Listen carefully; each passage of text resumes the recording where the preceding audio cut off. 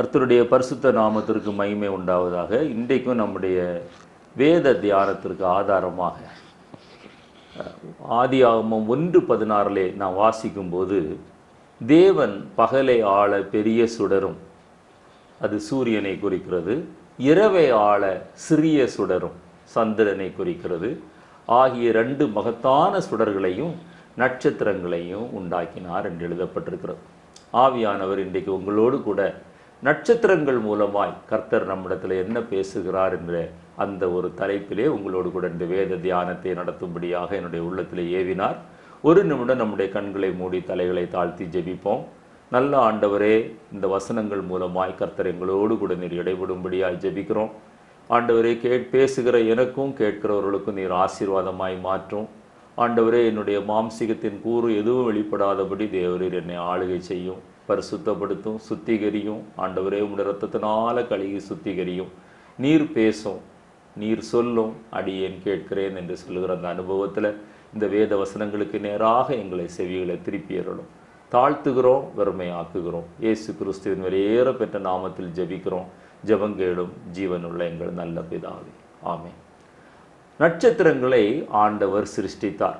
ஆதியாகமம் 1:16 நான் சொன்னது போல, தேவன் பகலை ஆள சூரியனையும் இரவை ஆள சந்திரனையும் இந்த 2 மகத்தான சுடர்களோடு கூட நட்சத்திரங்களையும் உண்டாக்கினார். God is the creator of stars.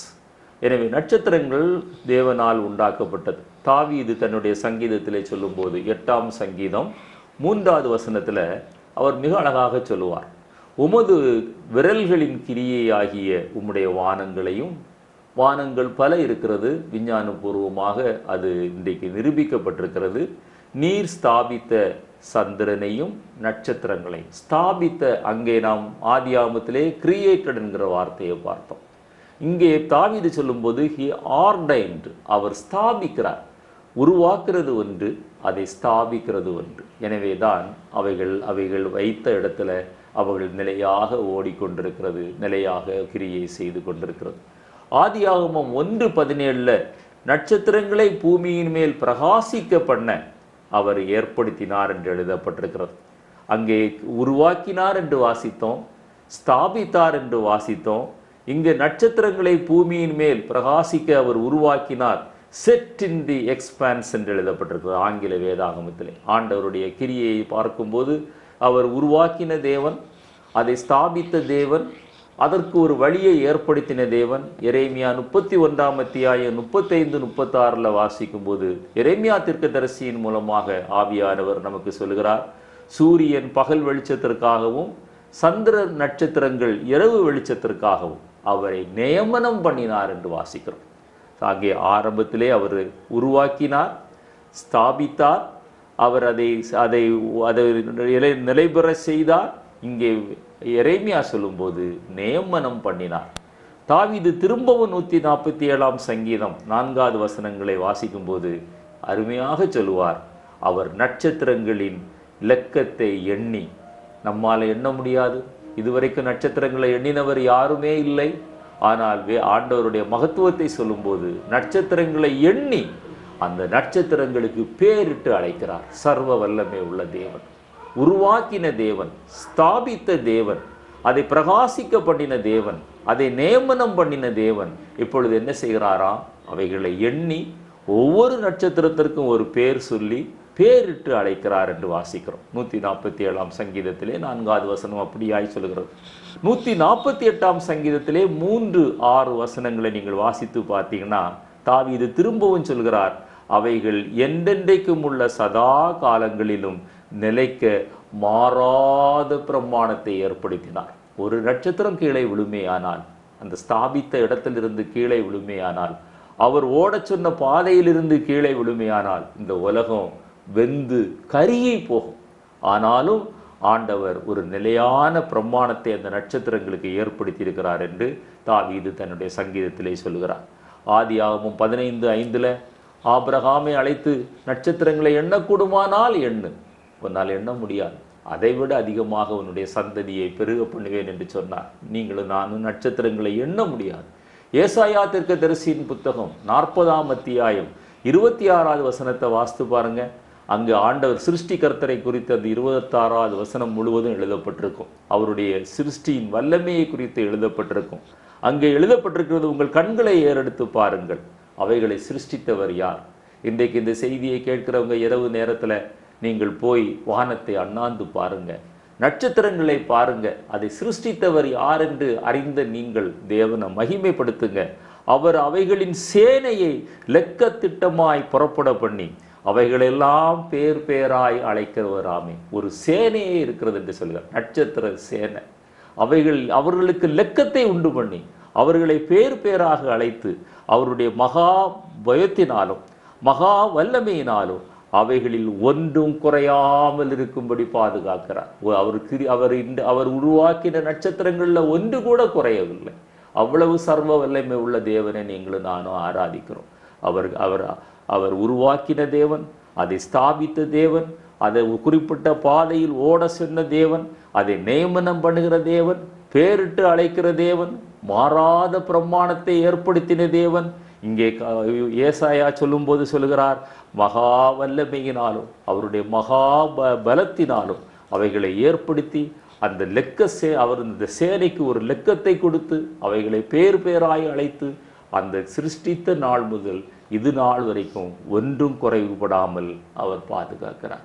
யோபுவின் புத்தகம் 22ஆம் அத்தியாயத்தில் 12வது வசனத்தில் அவைகள் உயரே ஸ்தாபிக்கப்பட்டுள்ளது. தேவனுடைய மகிமையை காணும்படியாக நீங்களும் நானும் அண்ணாந்து பார்த்தா தான் நட்சத்திரத்தை பார்க்க முடியும்.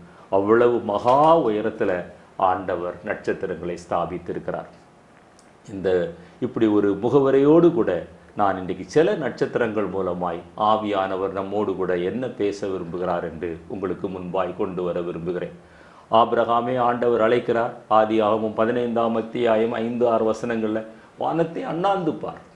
நட்சத்திரங்கள் மூலமாய் நீங்கள் ஆண்டவர் பேசுகிறத கேட்கணும்னா நீங்களும் நானும் தேவனை நோக்கி பார்க்க வேண்டும், அண்ணாந்து பார்க்க வேண்டும். அந்த கூனியை போல பூமிக்கு அடுத்த காரியங்களை பார்த்து கொண்டிருந்தா நட்சத்திரங்கள் பேசுவதை நீங்களும் நானும் கேட்க முடியாது.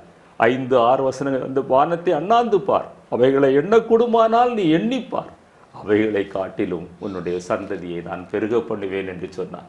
ரோமருக்கு எழுந்த நிருபத்தில் வாசிக்கும் போது 4ஆம் அத்தியாயம் 19 - 21 வரை வாசித்து பாருங்க. இந்த நட்சத்திரங்கள் எதை காட்டுகிறது? தேவனுடைய கனத்தை காட்டுகிறது, தேவன் நமக்கு தருகிற வெகுமதியை காட்டுகிறது, தேவனுடைய மகிமையை வெளிப்படுத்துகிறது. அதைத்தான் நான் இந்த செய்தியிலே உங்களுக்கு விளக்கி சொல்ல போகிறேன். வெளிப்படுத்தின விசேஷம் 1ஆம் அத்தியாயம் 6வது வசனத்தில் வாசிக்கும் போது அவருடைய கரத்தில் 7 நட்சத்திரங்கள் என்று வாசிக்கிறோம். இந்த 7 நட்சத்திரங்களும் 7 சபையின் தூதர்கள் என்று எழுதப்பட்டிருக்கிறது. அவர் பிறந்தபோது ஒரு நட்சத்திரம், அவர் மகிமை அடைந்து அவர் சிங்காசனத்தில் உட்கார்ந்திருக்கும் போது அவருடைய கரத்தில் 7 நட்சத்திரம். அதே போல தான் இந்த உலகத்தில் நீங்கள் ரட்சிக்கப்பட்ட போது ஆண்டவர் உங்களுக்கு கொடுக்கிற அந்த ஆசீர்வாதங்களைப் போல பல மடங்கு ஆசீர்வாதங்கள் நீங்களும் நானும் மகிமை அடையும் போது, மறுரூபம் அடையும் போது, தேவனுடைய ராஜ்யத்தில் சேரும் போது ஆண்டவர் நமக்கு தரப்போகிறார். வெளிப்படுத்தின விசேஷம் 1ஆம் அத்தியாயம் 16-20 நாம் அதை வாசிக்க முடியும். 1 கொரிந்தியர் 15ஆம் அத்தியாயம் 41 வாசிக்கும் போது அங்கே எழுதப்பட்டிருக்கிறது, நட்சத்திரங்களுக்கு நட்சத்திரங்கள் வித்தியாசமாக இருக்கிறது. அவைகள் எதிலே வித்தியாசமாக இருக்கிறதா? அதனுடைய மகிமையிலே வித்தியாசமாக இருக்கிறதா? இன்றைக்கு நீங்களும் நான் அதைத்தான் தியானிக்க போகிறோம். ஆண்டவர் படைத்த அந்த நட்சத்திரங்கள் மூலமாக, அந்த வித்தியாசமான நட்சத்திரங்கள் மூலமாக, எத்தனையோ நட்சத்திரங்கள் வேத புத்தகத்திலே சொல்லப்பட்டிருக்கிறது. நேரம் குறுகியதாக இருக்கிறபடினால சில குறிப்பிட்ட நட்சத்திரங்களை குறித்து மாத்திரம் நான் உங்களோடு கூட பேச விரும்புகிறேன். முதலாவதாக எண்ணாகமம் 24ஆம் அத்தியாயம் 17வது வசனத்தை நாம் வாசிக்கலாம். எண்ணாகமம் 24:17. எண்ணாகமம் 24:17. அவரை காண்பேன், இப்பொழுது அல்ல, அவரை தரிசிப்பேன், சமீபமாய் அல்ல. ஒரு நட்சத்திரம் யாக்கோபில் இருந்து உதிக்கும், ஒரு செங்கோல் இஸ்ரவேலில் இருந்து எழும்பும். ஒரு நட்சத்திரம் யாக்கோபில் இருந்து உதிக்கும். எண்ணாகமத்திலே நாம் வாசிக்கிறோம். பீலேயாம் தீர்க்கதரிசி மூலமாக ஆண்டவர் இந்த வார்த்தைகளை நமக்கு எழுதி வைத்துட்டு போறார். ஒரு நட்சத்திரம் அது யாக்கோபிலிருந்து உதிக்கும். அந்த நட்சத்திரம் ஆண்டவராய் இயேசு கிறிஸ்துவை குறிக்கிறது. இது என்ன நட்சத்திரம்? இது ரட்சிப்பின் நட்சத்திரம், இது நம்பிக்கையின் நட்சத்திரம், இது மீட்பின் நட்சத்திரம். ரட்சிக்கப்பட்ட ஜனமே, நீ ஒரு நட்சத்திரமாய் ஆண்டவருடைய பார்வையிலே காணப்படுகிறார். நீ ரட்சிக்கப்படாத வரைக்கும் நட்சத்திரமாய் மாற முடியாது. ஒரு ஒரு ஒரு நட்சத்திரம் யாக்கோபிலிருந்து உதிக்கும். அந்த நட்சத்திரம் தான் ஆண்டவராய் இயேசு கிறிஸ்து. அது யூதாவின் செங்கோலை தன்னுடைய கரத்தில் வைத்திருக்கும். அது யூதாவை ரட்சிக்கும். எனவே நீங்களும் நானும் ரட்சிக்கப்படுவதற்கு காரணமாயிருந்த அந்த நம்பிக்கையின் நட்சத்திரம், அந்த ரட்சிப்பின் நட்சத்திரம். இவர்கள் யார்? வாக்குத்தத்தங்களை நம்புகிறவர்கள். அவர்கள் தான் ரட்சிப்பின் நட்சத்திரம். ஆண்டவர் நம்முடைய வாழ்க்கையில தந்த வாக்குத்தத்தங்களை நம்புகிற ஒரு அனுபவமா இருந்தா ரட்சிக்கப்பட்ட ஒரு மனிதன் நிச்சயமாக நம்புவான். அவன் நம்புனா அவன் ஆண்டவருடைய பார்வையில அவன் ஒரு நட்சத்திரமாய் காணப்படுகிறான். ரோமருக்கு எழுதிய நிருபம் 5ஆம் அத்தியாயம் முதல் 5 வசனங்களை நீங்க வாசித்து பார்த்தீங்கன்னா இந்த காரியத்தை நீங்கள் விளங்கி கொள்ள முடியும். வீட்டில் சென்று அதை பொறுமையாக நீங்க வாசித்து பாருங்க. ஒரு ரட்சிப்புன்னு ஒரு நட்சத்திரம், அது அந்த நட்சத்திரத்திற்காக அநேகர் காத்திருந்தாங்க. லூக்கா எழுதின சுவிசேஷத்துல 2ஆம் அத்தியாயம் 25 33 வசனங்கள் வரை வாசித்து பாருங்க. அங்கு எழுதப்பட்டிருக்கிறது, சிமியோன் என்கிறதான ஒரு மனிதன் அந்த ரட்சிப்பின் நட்சத்திரத்திற்காய் காத்திருந்தான். லூக்கா 2ஆம் அத்தியாயம் 31 32 அந்த 2 வசனத்தையும் வாசியுமா? லூக்கா 2ஆம் அத்தியாயம் 31 32 அந்த 2 வசனம் வாசி, மற்ற வசனங்கள் வேண்டாம். தேவரீர் சகல ஜனங்களுக்கும் முன்பாக ஆயத்த பண்ணின உம்முடைய இரட்சணியத்தை என் கண்கள் கண்டது. உம்முடைய இரட்சணியத்தை என் கண்கள் கண்டது. நீங்களும் நானும் ரட்சிக்கப்பட்டோம், அந்த இரட்சணியத்தை கண்டோம். சிமியன் சொல்கிறான், சகல ஜனங்களுக்காக நீர் ஆயத்தம் பண்ணின அந்த இரட்சணியத்தை என் கண்கள் கண்டது. வாசிங்க. கண்கள் கண்டது என்றான். அவரை குறித்து சொல்லப்பட்டவைகளுக்காக யோசேப்பும் அவருடைய தாயாரும் ஆச்சரியப்பட்டார்கள். என்னை கேட்டுக்கொண்டிருக்கிற அருமையான சகோதரனே, சகோதரியே, உன்னுடைய கண்கள் அந்த இரட்சணியத்தை கண்டது. ஆண்டவராய் இயேசு கிறிஸ்துவை நீங்க உங்களுடைய வாழ்க்கையில சொந்த இரட்சகராய் ஏற்றுக்கொண்டிருக்கிறீங்க. அது மீட்பின் நட்சத்திரம், அது ரட்சிப்பின் நட்சத்திரம், அது நம்பிக்கையின் நட்சத்திரம். ஆனால் இந்த ரட்சிப்பு இல்லாமல், இந்த மீட்பு இல்லாமல் இன்றைக்கு எத்தனையோ கோடிக்கணக்கான ஜனங்கள் நம்பிக்கையற்ற ஒரு வாழ்க்கையை வாழ்ந்து கொண்டிருக்கிறாங்க. அந்தகாரத்தின் இருள வாழ்ந்து கொண்டிருக்கிறாங்க. இந்த லோகாதிபதியின் கட்டுகளால கட்டப்பட்டிருக்கிறாங்க. பாவத்துல உழந்து ஜீவித்து கொண்டிருக்கிறாங்க. அவர்களை நீங்களும் நான் விடுவிக்க வேண்டும். அப்பொழுதுதான் அந்த சிமியோன் சொன்ன வார்த்தை நம்முடைய வாழ்க்கையில நிறைவேறும். என்னுடைய கண்கள் அந்த இரட்சணியத்தை கண்டது. உண்மையாக ரட்சிப்பின் அனுபவம் என்ன? ரட்சிக்கப்பட்ட ஒரு மனிதன் மற்றவர்களை ரட்சிப்புக்குள்ள வழி நடத்துகிற அனுபவம். அதுதான் அந்த நம்பிக்கையின் நட்சத்திரம். ஒரு நட்சத்திரம் தோன்றும், யாக்கோபிலிருந்து உதிக்கும். இன்றைக்கு நம் மத்தியில் அநேகர் நாம் ரட்சிக்கப்பட்டிருக்கிறோம். ஆனால் ரட்சிக்கப்பட்ட நாம் மற்றவர்களை ரட்சிப்புக்குள்ள வழி நடத்துகிற ஒரு அனுபவம். அதே லூக்கா 2ஆம் அத்தியாயத்துல 37 38 வசனங்களை வாசித்து பார்த்தீங்கன்னா அங்க இன்னொரு விதவை காத்திருக்கிறா அந்த ரட்சணியத்தை காணும்படியாக. 84 வயது விதவை ஆலயத்தை விட்டு நீங்காமல் இரவும் பகலும் உபவாசித்து ஜெபித்து அன்னாள் என்கிற விதவை காத்திருக்கிறாள் என்று வேதத்திலே வாசிக்கிறோம். என்னை கேட்டுக்கொண்டிருக்கிற அருமையான தம்பி, அருமையான தங்கச்சி, உன்னுடைய வாழ்க்கையில் அந்த ரட்சிப்பின் நட்சத்திரம் உன்னை விடுவித்தது உண்மையானா உன்னால சும்மா இருக்கவே முடியாது. ஒரு சிலரையாவது அக்கினி நின்று தப்புவிக்கிற அனுபவம் உன்னுடைய வாழ்க்கையில கொழுந்து விட்டு எரிந்து கொண்டே இருக்கும். கர்த்தருக்காக ஏதாவது ஒன்றை செய்ய வேண்டும் என்கிற வாஞ்சை ஒன்றில் உருவாகி கொண்டே இருக்கும். 2ஆவதாக வழி நடத்துகிற ஒரு நட்சத்திரம். மத்தேயு எழுதின சுவிசேஷம் 2ஆம் அத்தியாயம் 2வது வசனத்தை வாசிக்கலாம். யூதருக்கு ராஜாவாகிய பிறந்திருக்கிறவர் எங்கே?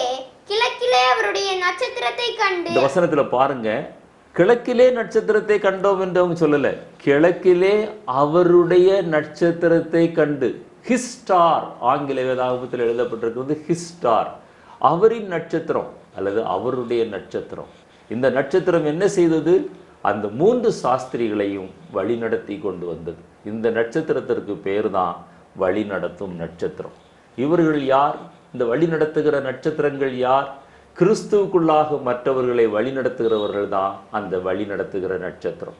அந்த நட்சத்திரம் நின்றபோது அந்த 3 சாஸ்திரிகளும் அந்த நட்சத்திரத்தை பின்பற்றி இருப்பார்களே ஆனால் அன்றைக்கு ஏராளமான சிறு குழந்தைகள் கொலை செய்யப்படாமல் தடுத்திருக்க முடியும். ஆனால் நட்சத்திரத்தை பின்பற்றி வந்த அந்த சாஸ்திரிகள் தங்கள் மூளை அறிவை பயன்படுத்தி அவர் ராஜாவானால் ராஜ அரண்மனையில் தான் பிறக்க வேண்டும் என்று தாங்களே தீர்மானம் பண்ணி ஏரோது இடத்துல அங்கே வந்த பாதையை விட்டு விலகி சென்றார்கள். நடந்தது நமக்கு தெரியும். அதே போல இன்றைக்கு கிறிஸ்தவ ஜீவியத்திலே ரட்சிக்கப்பட்ட நாம் மற்றவர்களை ரட்சிப்பில் வழிநடத்த வேண்டிய நாம் ரட்சிக்கப்பட்ட அனுபவத்தோடு கூட நீங்களும் நானும் வழி விலகி சென்று கொண்டிருப்போமேயானால் அன்றைக்கு ஏராளமான ஜனங்கள் அவர்கள் மாண்டு போனது போல இன்றைக்கு உங்களால் ரட்சிப்புக்குள்ள வழி நடத்த வேண்டிய அநேக ஆத்துமாக்கள் ரட்சிக்கப்படாமல் அவைகள் மாண்டு போய்விடும். என்னை கேட்டுக்கொண்டிருக்கிற அருமையான சகோதரனே, சகோதரியே, ஆண்டவர் உன்னை அழைத்தது மற்றவர்களை வழி நடத்துவதற்காக. இது வழி நடத்துகிற நட்சத்திரம். அந்த பைபிள் அந்த வார்த்தையை நீங்கள் நல்லா அண்டர்லைன் பண்ணி வைங்க. ஹிஸ் ஸ்டார், அவரின் நட்சத்திரம்.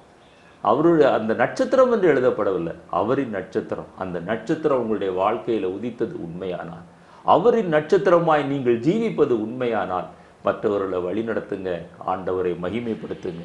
மூன்றாவதாக யோபுவின் புத்தகம் 3ஆம் அத்தியாயம் 9வது வசனத்தை நாம் வாசிக்க போகிறோம்.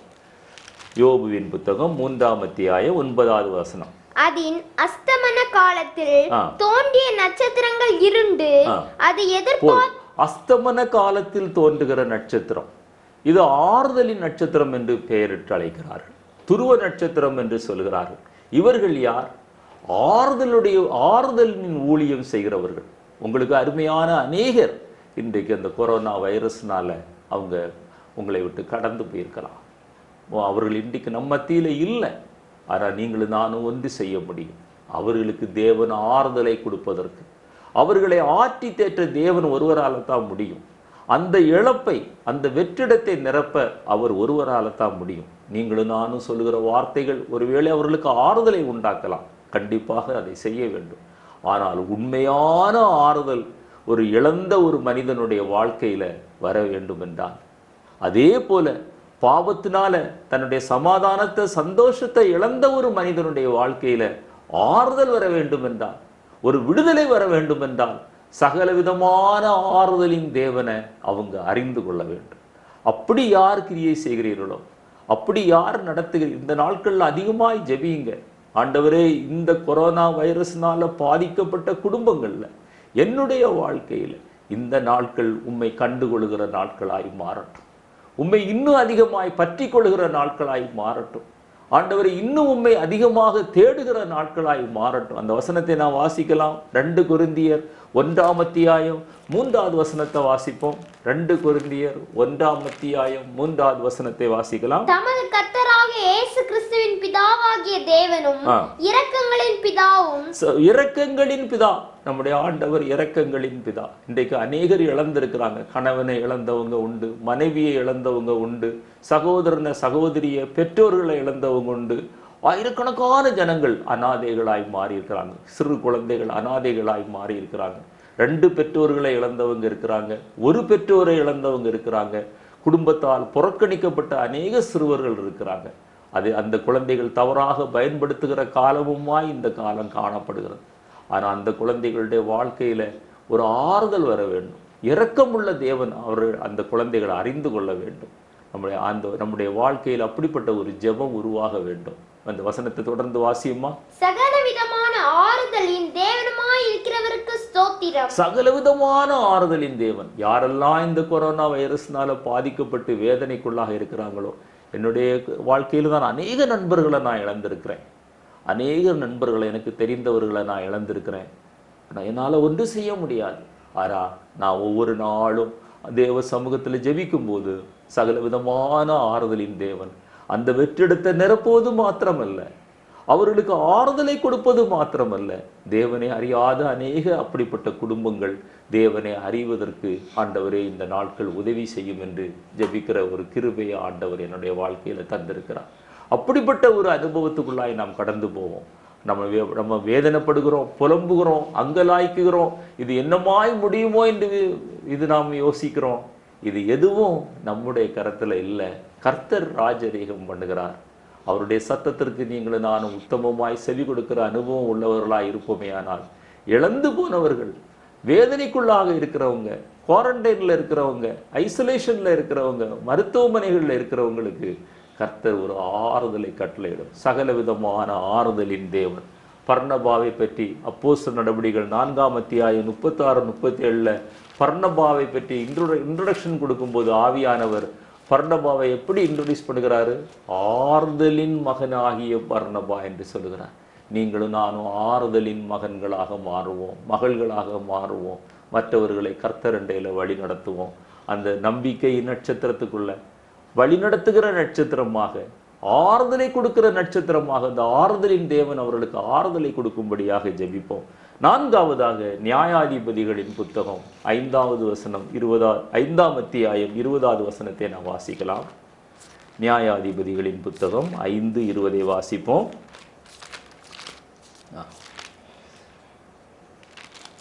வானத்தில் இருந்து யுத்தம் உண்டாயிற்று, நட்சத்திரங்கள் தங்கள் அயனங்களில் இருந்து சிசராவோட யுத்தம் பண்ணின. பாருங்க, தெபோரா என்கிறதான அந்த பெண் தீர்க்கதரிசி ஆண்டவரை துதித்து பாடுறாங்க. யுத்தம் முடிஞ்ச உடனே எப்படி பாடுறாங்க? அந்த யுத்தம் எப்படி நடந்ததா? வானத்துல இருந்து யுத்தம் உண்டானது. அந்த யுத்தம் யார் செய்தாங்களாம்? நட்சத்திரங்கள் தேவனுடைய பிள்ளைகளுக்காக யுத்தம் செய்ததாம். அந்த நட்சத்திரங்கள் எங்கே இருந்தது? அந்த அவை அயங்கனவங்களில் இருந்து அவைகள் யுத்தம் செய்தது. ஆங்கில வேதாகமத்தில் நீங்க வாஸ்து பார்த்தீங்கன்னா ஃப்ரம் தேர் கோர்சஸ் ஆண்டவர் அதை ஸ்தாபித்திருக்கிறார். ஒரு குறிப்பிட்ட பாதையில் இந்த நட்சத்திரங்கள் இருக்கும்படியாக ஆண்டவர் ஸ்தாபித்திருக்கிறார். ஆனால் அதே நட்சத்திரங்களை ஆண்டவர் கட்டளையிடும் போது அவைகள் வானத்திலிருந்து தேவனுடைய பிள்ளைகளுக்காக யுத்தம் செய்ததாம். அந்த அயவனங்களில் இருந்து அந்த இடத்தை விட்டு அது அசையல்ல, அந்த இடத்துல இருந்து யுத்தம் செய்தது. இது எதை குறிக்கிறது?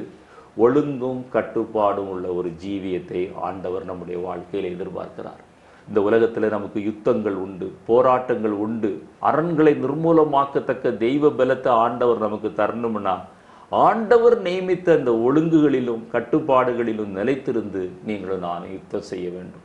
உண்ட மாம்சத்தில் அல்ல, பலத்தினாலும் அல்ல, பராக்கிரமத்தினாலும் அல்ல, நம்முடைய ஆவியினால ஆகும் என்று ஆண்டவர் சொல்கிறார். அயவனங்களில் இருந்து அந்த நட்சத்திரங்கள் யுத்தம் செய்தது. ஃப்ரம் தேர் கோர்சஸ், அந்த கோர்சஸை விட்டு வெளியில வரவே இல்லை. அவர் ஸ்தாபித்த எல்கையை விட்டு வெளியில வரவே இல்லை. அதே போல கர்த்தர் நமக்கு கற்றுக் கொடுத்த உபதேசங்கள்ல, பிரமாணங்கள்ல அதை விட்டு வெளியில விலகி வராமல் தேவனுக்காகவும் தேவனுடைய பிள்ளைகளுக்காகவும் நம்முடைய ஆத்துமாவை காத்துக் கொள்வதற்காகவும் யுத்தம் செய்கிற ஒரு அனுபவம், நம்ம போராடுகிற ஒரு அனுபவம். இந்த உலகத்துல உங்களுக்கு போராட்டம் உண்டுன்னு தான் ஆண்டவர் சொன்னார். அந்த போராட்டத்துல நீங்களும் நானும் ஜெயிக்க வேண்டும் என்றால் நம்முடைய அயவனங்களில் இருந்து அந்த ஸ்டார்ஸ் யுத்தம் செய்தது போல நீங்களும் நானும் யுத்தம் செய்ய வேண்டும். யுத்தம் செய்கிற நட்சத்திரங்களாய் மாற வேண்டும். 1 கொரிந்தியர் 9ஆம் அத்தியாயம் 24 to 27 வசனங்கள் வரை வாசிக்கலாம். ஒரு ஒழுங்கும் கட்டுப்பாடை இது காரியங்கள் நமக்கு சுட்டி காட்டுகிறது. வாசிக்கலாம். பந்தய சாலையில் ஓடுகிறவர்கள் எல்லாரும் ஓடுவார்கள், ஆகிலும் ஒருவனே பந்தயத்தை பெறுவான் என்று அறியீர்களா? நீங்கள் பெற்றுக்கொள்ளத்தக்கதாக ஓடுங்கள். பெற்றுக்கொள்ளத்தக்கதாக ஓடுங்கள். எதற்காக ஓடுறோம்? எதற்காக ஓடுகிறோம்? ஆண்டவர் ஒரு பந்தய பொருளை வைத்திருக்கிறார். அந்த நம்முடைய நோக்கம் அந்த பந்தய பொருள் மேலமா இருந்தா தான் அந்த பந்தய பொருளை பெற்றுக்கொள்ள முடியும். பெற்றுக்கொள்ளத்தக்கதாக ஓடுங்கள். பந்தயத்திற்கு போராடுகிற யாவரும் எல்லாவற்றிலேயும் இச்சையடக்கம் உள்ளவர்களாயிருப்பார்கள். அவர்கள் அழிவுள்ள கிரீடத்தை பெறும்படிக்கு அப்படி செய்கிறார்கள், நாமோ அழிவில்லாத கிரீடத்தை பெறும்படிக்கு அப்படி செய்கிறோம். வாசிங்க. ஆதலால் நான் நிச்சயமில்லாதவனாக ஓடேன், ஆகாயத்தை அடிக்கிறவனாக சிலம்பம் பண்ணேன். ஆகாயத்தில் அடிக்கிறவனாய் நான் சிலம்பம் பண்ணேன். எதற்காக இவ்வளவு பிரயாசப்படுகிறோம்? எதற்காக வேதத்தை வாசிக்கிறோம், தியானிக்கிறோம், செய்திகளை பல நாட்கள் தேவனுடைய பாதத்துல உட்கார்ந்து தயாரிக்கிறோம், பல தடவை திருப்பி அதை வேற ப்ரிப்பேர் பண்றோம், ஆண்டவருடைய சத்தத்திற்காய் காத்திருக்கிறோம், பிரசன்ட் பண்றோம், ரெக்கார்ட் பண்றோம், அதை அப்லோட் பண்றோம். எவ்வளவோ காரியங்கள் ஒரு மெசேஜில் வருகிறது. எதற்காக செய்கிறோம்? பந்தய பொருளை பிடிப்பதற்காக.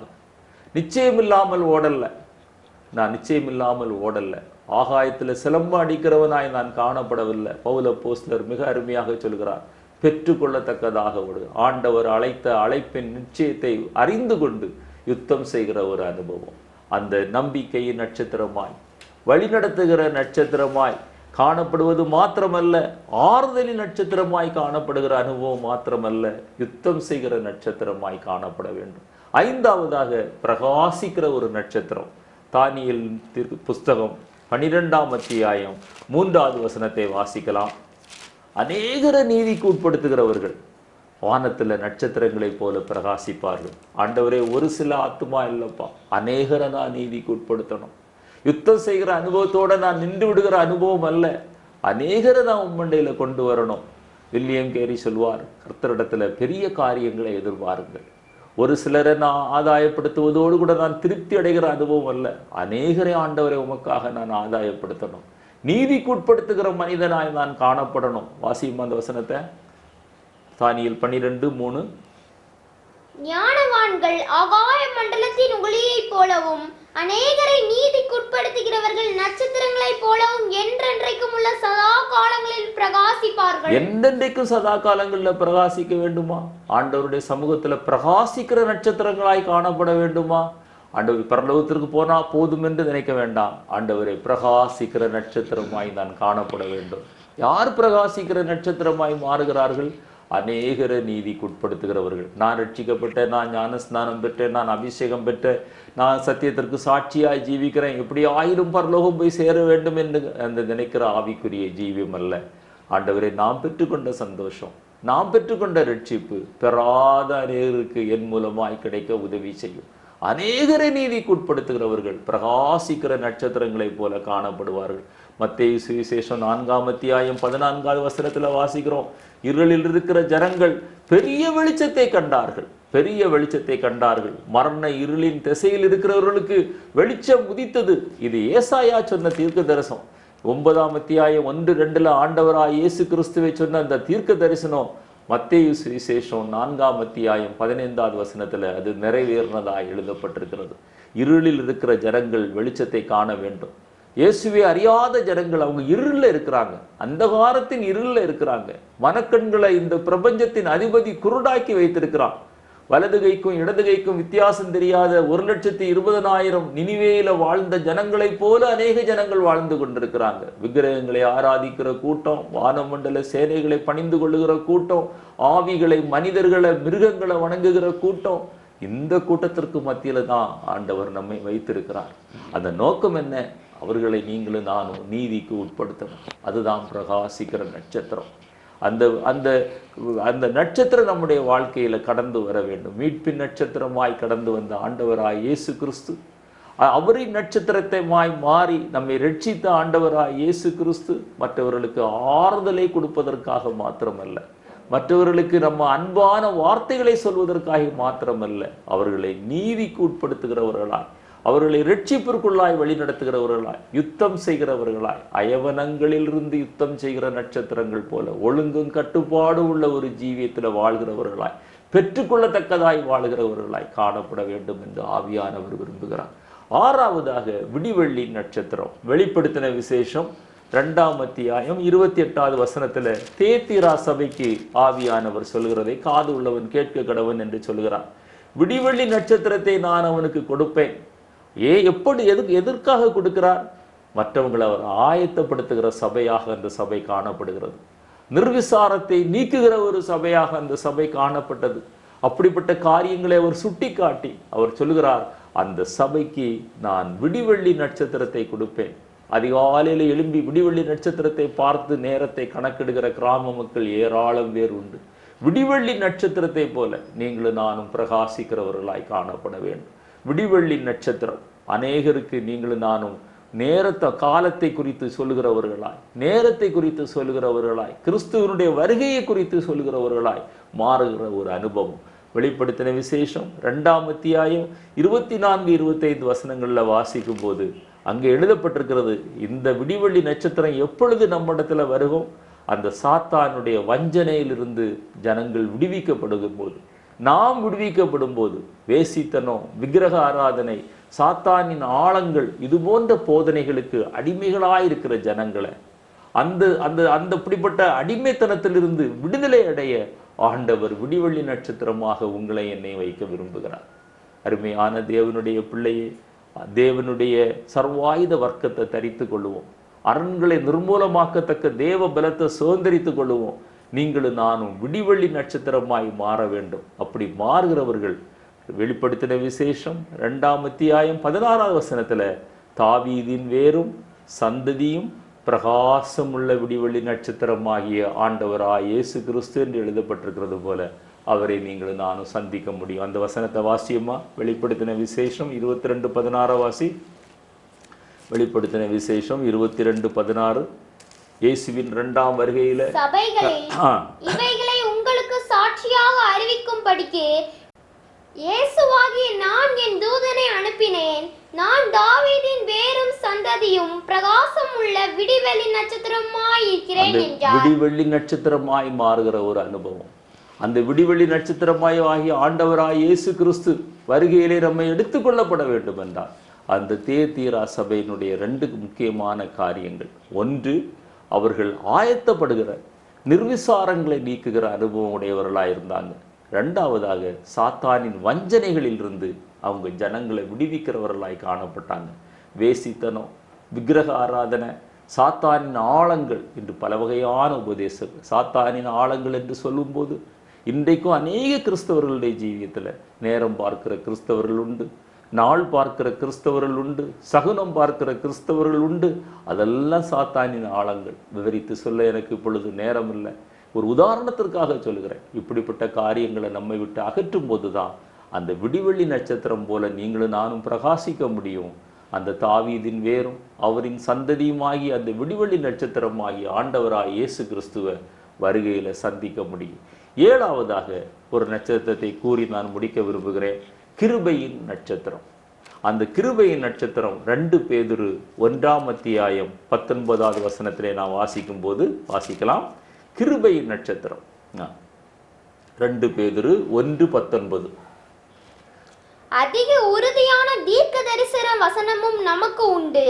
பொழுது விடிந்து விடிவெள்ளி உங்கள் இருதயங்களில் உதிக்கும் அளவும். விடிவெள்ளி உங்கள் விடிவெள்ளி. அந்த கிருபை நட்சத்திரத்திற்கு இன்னொரு பேர், அது விடிவெள்ளி. அந்த விடிவெள்ளி நட்சத்திரம் போல அந்த கிருபை நட்சத்திரம் நம்முடைய இருதயத்துல உதிக்கும் போது வாசிக்கலாம். இருளுள்ள ஸ்தலத்தில் பிரகாசிக்கிற விளக்கை போன்ற அவ்வசனத்தை கவனித்திருப்பது நலமாயிருக்கும். இருளுள்ள வெளிச்சத்தில் பிரகாசிக்கிற, இருளுள்ள வெளிச்சத்தில், இருளுள்ள இடத்துல பிரகாசிக்கிற வெளிச்சம். அநேகர் வெளிச்சத்தில் வெளிச்சம் கொடுத்து கொண்டிருக்கிறாங்க. அது ஒரு பெரிய மேலான அனுபவம் என்று சொல்ல முடியாது. ஒரு இருண்ட அறைக்குள்ள போய் ஒரு சுவிட்சு போடும்போது அந்த இருள் முழுவதும் விலகி போகிறது. அங்கே அந்த மின்சார விளக்கு எரிகிறது, இருள் முழுவதும் வெளியே போகிறது. அந்த இருளுள்ள இடத்துல பிரகாசிக்கிற ஒரு அனுபவம் தான் உண்மையான ஒரு விடிவெள்ளி நட்சத்திரத்துடைய அனுபவம். கிருபையின் நட்சத்திரம். தேவனை அறியாத ஜனங்களுக்கு மத்தியில, தேவனை ஏற்றுக்கொள்ளாத கடினமான ஜனங்களுக்கு மத்தியில நீங்களும் நானும் போய் ஆண்டவரை குறித்து சொல்ல வேண்டும். மத்தேயு 5ஆம் அத்தியாயத்தில் 14-16 வசனத்தில் நீங்கள் உலகத்திற்கு வெளிச்சமாக இருக்கிறீர்கள் என்று சொன்ன ஆண்டவர் என்ன சொல்றாரு? நீங்க உலகத்திற்கு வெளிச்சமாக இருக்கிறீங்க. எப்படி வெளிச்சமாக இருக்கணும்?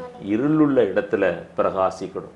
யோவான் 5:25 வாசிக்கும் போது யோவான் ஸ்நானகன் அவன் எரிந்து பிரகாசிக்கிற விளக்கா இருந்தான் என்று வாசிக்கிறோம். ஏசாயா 60:5 வசனங்களை வாசித்து பாருங்க. ஒரு எழும்பி பிரகாசி, உன்னுடைய ஒளி வந்தது, இன்னும் தாமதம் பண்ணாத. நீ கிருபையின் நட்சத்திரமாய் வாழணும்னா இன்றைக்கே நீ எழும்பி பிரகாசி. எபேசியர்ல வாசிக்கிறோம் 5ஆம் அத்தியாயம் 8வது வசனத்திலிருந்து வெளிச்சத்தின் பிள்ளைகளாயிருங்க. அதுதான் கிருபையின் நட்சத்திரம். நம்மிடத்துல அவர்கள் வெளிச்சத்தை காண வேண்டும். மத்தேயு 13ஆம் அத்தியாயம் 43வது வசனத்துல வாசிக்கும் போது நீதிமான்கள் தங்கள் பிதாவின் ராஜ்யத்தில் சூரியனை போல பிரகாசிப்பார்கள். சூரியனை போல பிரகாசிப்பார்கள். அந்த இங்க பிரகாசிச்சாதான், இங்க கிருபையின் நட்சத்திரமா இருந்தா தான் தேவனுடைய ராஜ்யத்துல நீங்களும் நானும் பிரகாசிக்க முடியும். யோவான் எழுதின சுவிசேஷம் 1ஆம் அத்தியாயம் முதல் 9 வசனங்களை வாசித்து பாருங்க. உலகத்தில் வந்த எந்த மனுஷனையும் பிரகாசிக்கிற ஒளி நம்மிடத்துல வந்தது உண்மையானா, அவர் மூலமாய் நாம் ரட்சிக்கப்பட்டது உண்மையானா, நிச்சயமாக நீங்களும் நானும் மற்றவர்களை பிரகாசிக்க முடியும். பிலிப்பியர் 2ஆம் அத்தியாயத்தில் 14-15 வசனங்களில் வாசிக்கும் போது ஜீவ வசனத்தை பிடித்து கொண்டு உலகத்தில் சுடர்களைப் போல பிரகாசிக்க நீங்கள் கோணலும் மாறுபாடுமான சந்ததியை விட்டு விலகுங்க. உலகத்தோடு ஒத்து போகாதீங்க. உலகத்தின் வேஷம் கடந்து போகிறதே என்று வாசிக்கிறோம். மோசம் போகாதிருங்கள், ஆகாத சம்பாஷணை நல்லொழுக்கத்தை கெடுக்கும் என்று வாசிக்கிறோம். உலகத்தை கோணலும் மாறுபாடுமான சந்ததியை விட்டு விலகுங்க. கர்த்தருடைய சித்தம் என்னதென்று அறிந்து அதன்படி செயல்பட முயற்சிப்போம். இதுதான் கிருபையின் நட்சத்திரம். இந்த கிருபையின் நட்சத்திரமாய் மாறும்போது தான் நீங்களும் நானும் ஒரு மேலான அனுபவத்திற்குள்ளாக வழி நடத்தி போகிறோம். அது என்ன நட்சத்திரம் என்றால் அந்த நியாய தீர்ப்பின் நட்சத்திரத்தில் நீங்களும் நானும் குற்றப்படுத்தப்படாமல் பாதுகாக்கப்படுகிறோம். 8ஆவதாக அந்த நியாய தீர்ப்பின் நட்சத்திரம் எசேக்கியேல் தீர்க்கதரிசியின் புத்தகம் 32ஆம் அதிகாரம் 7வது வசனத்தில் எழுதப்பட்டிருக்கிறது. அந்த நியாய தீர்ப்புக்குள்ள கடந்து போகும்போது அந்த கிருபையின் நட்சத்திரமாக இந்த உலகத்தில் செயல்படாத அந்த ஜனங்களுடைய வாழ்க்கை எப்படி இருக்குமா? ஆவியானவர் எழுதி வைத்திருக்கிறார், அதன் நட்சத்திரங்களை நான் இருண்டு போக பண்ணுவேன். அந்த வானத்தில் உள்ள அந்த நட்சத்திரங்களை நான் இருண்டு போக பண்ணுவேன். அது நியாய தீர்ப்பை குறிக்கிறது. நியாய தீர்ப்பிலிருந்து நீங்களும் நானும் தப்ப வேண்டுமா? நீங்க அந்த மீட்பின் அந்த நட்சத்திரமாய் மாறி, வழி நடத்துகிற நட்சத்திரமாய் மாறி, ஆறுதலின் நட்சத்திரமாய் மாறி, ஒழுங்கும் கட்டுப்பாடும் உள்ள நட்சத்திரமாய் மாறி, கர்த்தருக்காக யுத்தம் செய்கிற, எழும்பி பிரகாசிக்கிற, அநேகரை நீதிக்குட்படுத்துகிற நட்சத்திரமாய் மாற வேண்டும் என்று ஆவியானவர் விரும்புகிறார். இன்றைக்கு அநேக நட்சத்திரங்கள், வேதம் சொல்கிறது, யூதாவின் புத்தகம் 13வது வசனத்துல மார்க்கம் தப்பி அலைகிற நட்சத்திரங்களாய் காணப்படுகிறார். தவறான உபதேசங்கள், பணத்திற்காக, ஆதாயத்திற்காக, புகழுக்காக, பேருக்காக தவறான உபதேசங்களை சொல்லி பிரபலமாகிற ஊழியர்கள் உண்டு, விசுவாசிகள் உண்டு. அவர்கள் மார்க்கம் தப்பி அலைகிற நட்சத்திரங்கள் என்று வேதத்திலே வாசிக்கிறோம். அது மார்க்கம் தப்பி அலைகிற நட்சத்திரமாய் நீங்களும் நானும் காணப்படுவோமே, ஆனால் நம்முடைய நட்சத்திரத்தை இருண்டு போக பண்ணுவார் என்று எசேக்கியேல்ல நம்ம வாசித்ததை நம்ம ஞாபகப்படுத்த வேண்டும். கடைசியாக ஒரு வசனத்தை நான் சொல்லி முடிக்க விரும்புகிறேன். ஒபதியாவின் புத்தகம் 4வது வசனத்துல, நட்சத்திரங்களுக்குள்ளே உன் கூட்டை கட்டினாலும் அவ்விடத்திலிருந்து உன்னை விழத்தழுவேன் என்று கர்த்தர் சொல்கிறார். எச்சரிப்பின் சத்தமாக இதை எடுத்துக்கொள்வோம். நட்சத்திரங்களுக்குள்ளே நீ உன் கூட்டை கட்டினாலும், மற்றவர்களுடைய பார்வையில பரிசுத்தவானை போல நீ காணப்பட்டாலும், மற்றவர்களுடைய பார்வையிலே ஒரு நீதிமானை போல நீ காணப்பட்டாலும், உன்னுடைய வாழ்க்கையிலே ஆண்டவர் சொன்னதான அந்த நம்பிக்கையின் நட்சத்திரத்தின் மூலமாய் நீ ரட்சிக்கப்படாமல், வழி நடத்துகிற நட்சத்திரமாகிய அவரின் நட்சத்திரமாய் நீ மாறி மற்றவர்களை வழி நடத்தாமல், ஆறுதல் நட்சத்திரமாய் நீ மாறி மற்றவர்களை ஆற்றி தேற்றுகிற கிருபை உன்னிடத்தில் இல்லாமல் போகும்போது, நீ கர்த்தருக்காக யுத்தம் செய்ய முடியாமல் தவிக்கும் போது, அந்த பிரகாசிக்கிற அநேகரை நீதிக்குட்படுத்துகிற அந்த நீதிமானின் அனுபவத்திலிருந்து நீ விலகி செல்லும் போது, விடிவெள்ளி நட்சத்திரம் போல நீ பிரகாசிக்காமல் இருக்கும்போது, கிருபையின் நட்சத்திரமாய் நீ செயல்படாமல் இருக்கும்போது, ஆண்டவர் சொல்கிறார் உபதியா 4வது வசனத்தின் மூலமாக, நீ நட்சத்திரங்களுக்குள்ளே உன் கூட்டை கட்டினாலும், நீ கடலின் ஆழத்துல போனாலும், உயர வாகனத்துல ஏறினாலும் கர்த்தருடைய பார்வைக்கு தப்பவே முடியாது. அவருடைய கண்கள் நம்மேல் உலாவி கொண்டிருக்கிறது.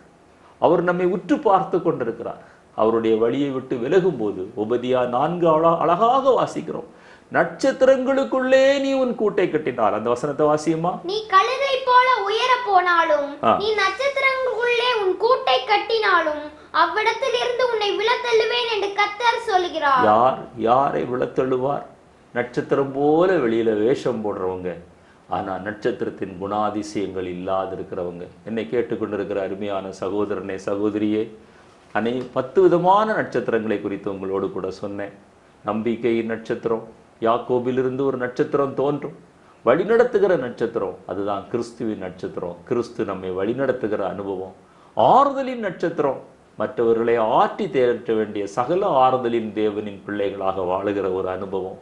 யுத்தம் செய்கிற அனுபவம். எங்கிருந்து யுத்தம் செய்கிறது? அவயவனங்களில் இருந்து யுத்தம் செய்கிறது. In their courses, they never come out of their courses. அங்கு இருந்து கர்த்தர் நியமித்த ஒழுங்கும் கட்டுப்பாடிலும் இருந்து பெற்றுக்கொள்ளத்தக்கதாக, பந்தய பொருளை பெற்றுக்கொள்ளத்தக்கதாக, இச்சை அடக்கமுள்ளவர்களாக யுத்தம் செய்கிற ஒரு அனுபவம். அநேகரை நீதிக்குட்படுத்துகிற பிரகாசமான நட்சத்திரமாய் அந்த தியத்தீரா சபையில் உள்ள அனுபவத்தோடு கூட விடிவெள்ளி நட்சத்திரமாக, கிருபையின் நட்சத்திரமாக, இருளுள்ள இடத்துல பிரகாசிக்கிற அந்த கிருபையின் நட்சத்திரமாக வாழ்ந்து, நியாய தீர்ப்பின் நட்சத்திரமாய் அந்த நியாய தீர்ப்புக்குள்ள கடந்து போகாமல், நியாய தீர்ப்பினால அந்த நரகத்திற்கு நேராய் கடந்து போகாமல், மார்க்கம் தப்பி அலைகிற நட்சத்திரமாய் இந்த உலகத்துல வாழாமல் நீங்களும் நானும் பாதுகாக்கப்பட வேண்டும் என்று ஆவியானவர் விரும்புகிறார். இல்லை, நான் தப்பிடுவேன் என்று நீங்க நினைத்தீங்கன்னா, நான் அந்த நாட்கள்ல, நான் கடைசி நாட்கள்ல நான் அதை என்னை சரி பண்ணி கொள்வேன் என்று நாம் நினைப்போமே, ஆனால் முடியாது. அல்லது மற்றவர்களுடைய பார்வையில பரிசுத்தமான ஒரு ஜீவியம் செய்வது போல வாழ்ந்து கொண்டு உண்மையான பரிசுத்தத்துல நீங்களும் நானும் நிலைத்திராவிட்டால், வேதம் சொல்கிறது, நீ கழுகை போல உயர எழும்பினாலும் நட்சத்திரங்களுக்குள்ளே நீ உன் கூட்டை கட்டினாலும் நான் அங்கிருந்து உன்னை விழத்தள்ளுவேன். என்னை கேட்டுக்கொண்டிருக்கிற அருமையான சகோதரனே, சகோதரியே, நம்முடைய வாழ்க்கையில இந்த நட்சத்திரங்கள் மூலமாய் கற்றுக்கொண்ட இந்த சத்தியங்கள் மூலமாய் கர்த்தர் நம்முடைய ஆவிக்குரிய வாழ்க்கையில இன்றைக்கு நாம் இருக்கிற நிலைமையை காட்டிலும் ஒரு நிலைமை முன்னேறி செல்ல கர்த்தர் உதவி செய்வாராக. தேவன் தாமே இந்த வார்த்தைகளை ஆசீர்வதிப்பாராக. ஆமென்.